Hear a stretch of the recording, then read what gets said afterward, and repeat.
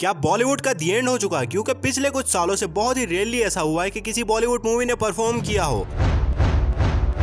Same type of stories, खराब VFX और बहुत सारे रीमेक्स। इस इंडस्ट्री में कुछ भी इनोवेशन देखने को नहीं मिल रही। और एक वो वक्त था जब हमें एक से एक बेहतरीन मूवी देखने को मिल रही थी। इस इंडस्ट्री ने हमें 3 इडियट्स, स्वदेश, ये जवानी है दीवानी और पीके जैसी बहुत सारी मूवीज दी है, जो कि हमें सिर्फ एंटरटेन ही नहीं बल्कि एक अच्छा मैसेज भी दे रही थी।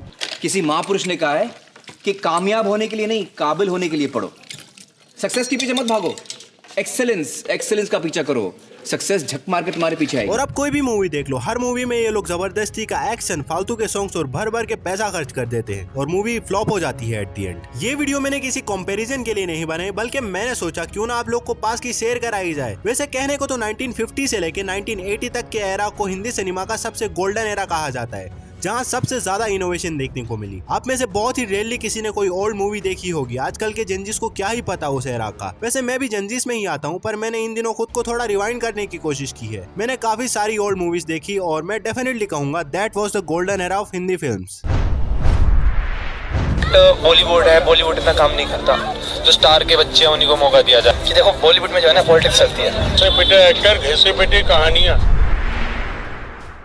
बात शुरू होती है 1930 से, जहां हमें स्टोरी टेलिंग की सबसे ज्यादा रेवोल्यूशन देखने को मिली। Film makers like Raj Kapoor, Mehboob Khan और गुरु दत्त ने बहुत एफर्ट्स डाले फिल्म मेकिंग को नेक्स्ट लेवल तक लेके जाने में। राज कपूर की आवारा, श्री 420 जैसी मूवीज, जो मूवीज हमें सोसाइटी का रियल फेस दिखा रही थी। ये मूवीज पॉवर्टी और इनइक्वालिटी के ऊपर बेस्ड थी। इन मूवीज का मकसद था हमें जिंदगी की असली तस्वीर दिखाना। महबूब खान की मदर इंडिया, जो कि 1957 में आई थी, जो कि एक रीमेक थी, जिसको अगर आपने देखा हो तो मुझे नहीं लगता कि आप उस मूवी के बारे में कभी भूल पाएंगे।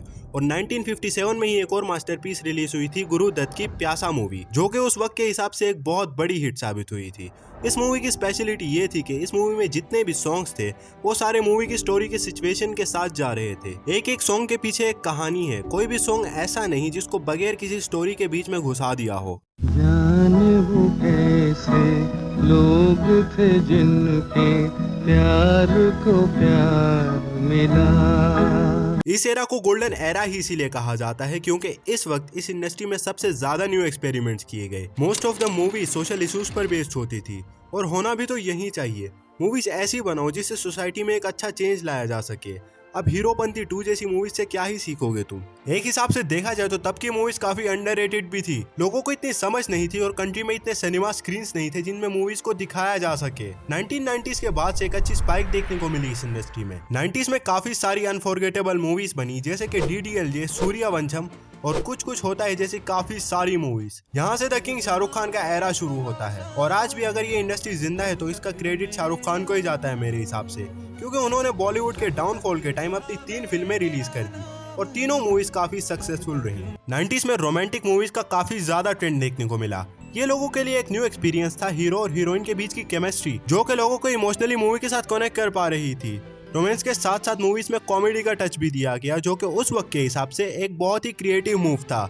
इसी बीच एक्शन मूवीज का भी ट्रेंड देखने को मिला। इंडियन सिनेमा काफी एवॉल्व हो चुका था यहाँ तक आते आते। फिर आता है 20s का एरा। 20s के बाद बहुत सारी बिग बजट मूवीज बनी। फिल्म मेकर्स ने बहुत सारे न्यू एक्सपेरिमेंट्स किए। मूवीज की स्टोरीज इंप्रूव हो रही थी। सिर्फ मूवी की स्टोरी टेलिंग ही मूवी को सक्सेसफुल बना रही थी। अगर आपको 2001 में आई लगान मूवी याद है तो उसमें हमें एक न्यू जॉनरा से इंट्रोड्यूस किया गया था। इस मूवी का बजट 25 करोड़ था, जो कि उस वक्त के हिसाब से एक बहुत ही बिग बजट मूवी थी, पर फिर भी ये मूवी एक ब्लॉकबस्टर साबित हुई। One of the most inspiring movies because of the patriotic theme, but also because for the love of cricket, playing a cricketer, what cricket meant to India. उस वक्त के की फिगर्स थे फरहान अख्तर सर, राजकुमार हिरानी और आशुतोष गवाईकर, जिन्होंने अपनी डायरेक्शन के जादू से हमें एक से एक न्यू मूवी से इंट्रोड्यूस कराया। लगान, दिल चाहता है और the legend of Bhagat Singh जैसे मास्टरपीस मूवीज। 2000 से लेकर 2005 तक इस इंडस्ट्री के ग्राफ में 25% का इंक्रीज देखने को मिला। अर्ली 20s के बाद मूवीज सिर्फ इंडिया में ही नहीं बल्कि ग्लोबली भी काफी ज्यादा पसंद किए जाने लगे। फिल्म मेकर्स अब दिल खोल के अलग अलग न्यू एक्सपेरिमेंट्स कर सकते थे।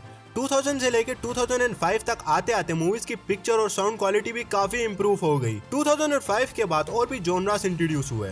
वेंसडे और मनोरामा, 6 फीट अंडर जैसी मूवीज ने लोगों का दिल जीत लिया। मल्टीप्लेक्स सिनेमास भी काफी ज्यादा इंक्रीज हो गए।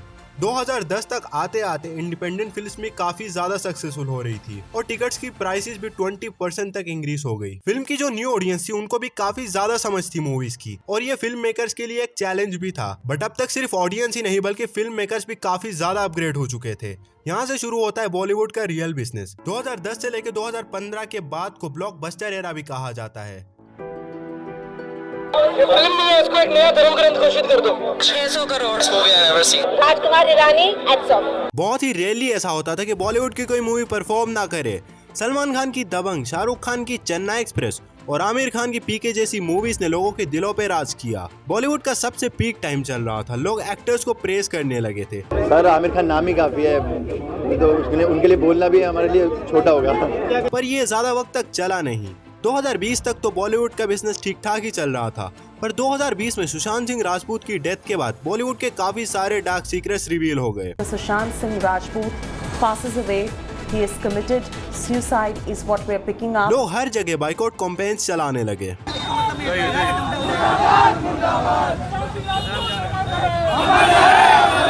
अब देखिए बॉलीवुड को ऊपर चढ़ाने वाली भी ऑडियंस ही थी और वक्त पर ऑडियंस ही बॉलीवुड को गिरा देती है। ये होती है ऑडियंस की पावर। कहा जाता है कि सुशांत सिंह राजपूत का सुसाइड नहीं बल्कि एक मर्डर था। अब ये तो ऊपर वाला ही जाने। रेखा मार्किंग जो रहता है, हैंगिंग यानी जो बोलते हैं सुसाइड के टाइम जो रैंक रहता है वो सुसाइड के जैसा नहीं लग रहा था। बॉलीवुड में जो न्यू कमर्स थे उनको दबाया जा रहा था और सिर्फ बॉलीवुड के ओल्ड फेसेस का ही राज था। ऑडियंस भी कोई इतनी बेवकूफ नहीं, आखिर ऑडियंस की आंखों का पर्दा भी हट ही जाता है। 2020 में जो डाउनफॉल हुआ ऐसा आज तक हिस्ट्री में नहीं हुआ था।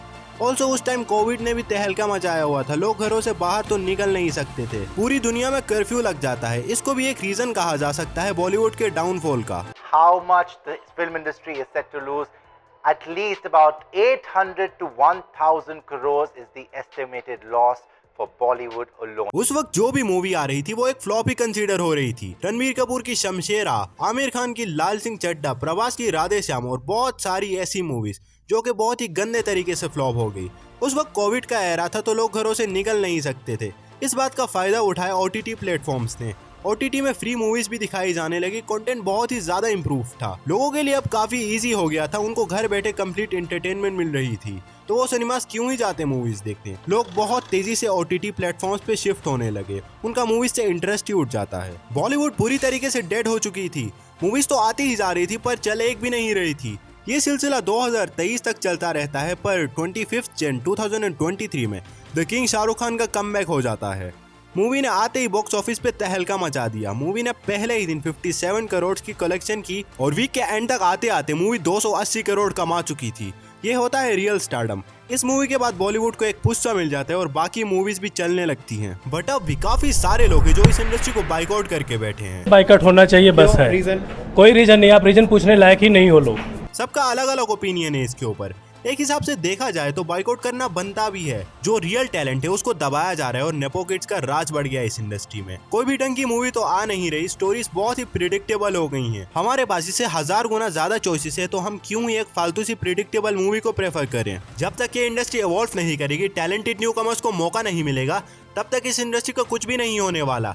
इनको फोकस करना होगा क्वालिटी पे, ना कि क्वांटिटी पे। और ऊपर से जो ये लोग भर भर के पैसा खर्च कर देते हैं मूवीज में, उनमें से भी 50% जो एक्टर्स ही चार्ज करते हैं और बाकी जो बचता है वो भी फालतू का VFX और एक्शन पे खर्च कर देते हैं। इनको ये सब बदलना होगा। बाकी आई गेस यहीं तक थी आज की वीडियो। बहुत बहुत शुक्रिया आपका वीडियो यहाँ तक देखने के लिए। और भी ऐसी वीडियोस इन फ्यूचर आएंगी तो काइंडली चैनल को सब्सक्राइब कर लेना। Till then bye.